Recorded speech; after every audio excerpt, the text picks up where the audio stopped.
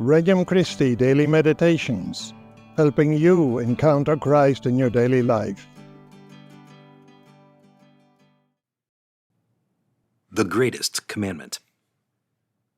A meditation for Friday of the 20th week in Ordinary Time. From the Gospel of Matthew, chapter 22. When the Pharisees heard that Jesus had silenced the Sadducees, they gathered together, and one of them, a scholar of the law, tested him by asking, "Teacher, which commandment in the law is the greatest?" He said to him, "You shall love the Lord, your God, with all your heart, with all your soul, and with all your mind.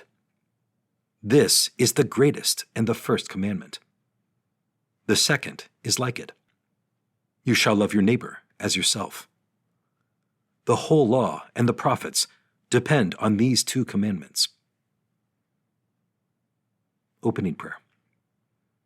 Lord Jesus, grant me the grace to love you with all my heart, all my soul, and all my mind, and my neighbor as myself. Encountering Christ. 1.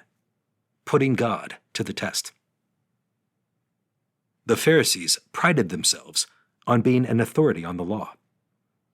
Allowing room for someone else's authority, particularly one who had not formally studied, held no degrees, and came from an obscure Galilean town, grated against their pride.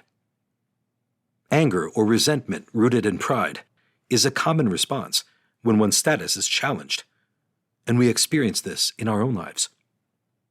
When providence permits something contrary to our expectations, we can be tempted to be angry at God.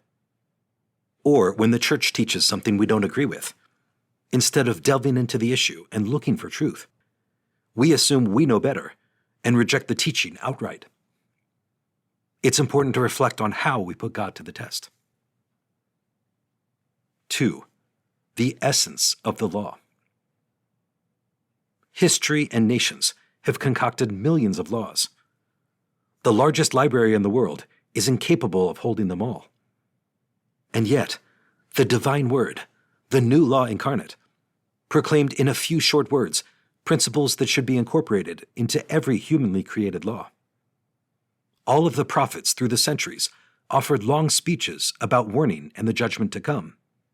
Yet the underlying message, if authentic, contained these simple principles uttered by the one who fulfills all prophecies.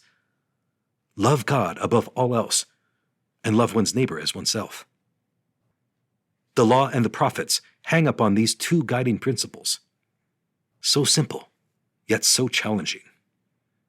We do well to examine our conscience daily on these two principles. 3. A glimpse into the Trinity. These two commands are no mere external impositions. They are written in our hearts. Made in God's image and likeness, we are called to live as a reflection of the Trinitarian life. The inner life of God is a giving and receiving, generating love and life. From this inner life, the Lord pours out his love in a creative way. Man becomes the main recipient of this love. Our first response should be a genuine and heartfelt praise to the Lord. And in a spirit of profound reverence, we make of ourselves a gift to others who are made in his image, our fellow brothers and sisters in humanity. May these commands become the most connatural movements of our hearts. Conversing with Christ. Lord Jesus, I praise you and glorify you. I adore you in the most holy Trinity. Grant that, by the first movements of my heart, I will revere you and express my gratitude for all of your creatures, especially those souls who cross my path today. Resolution.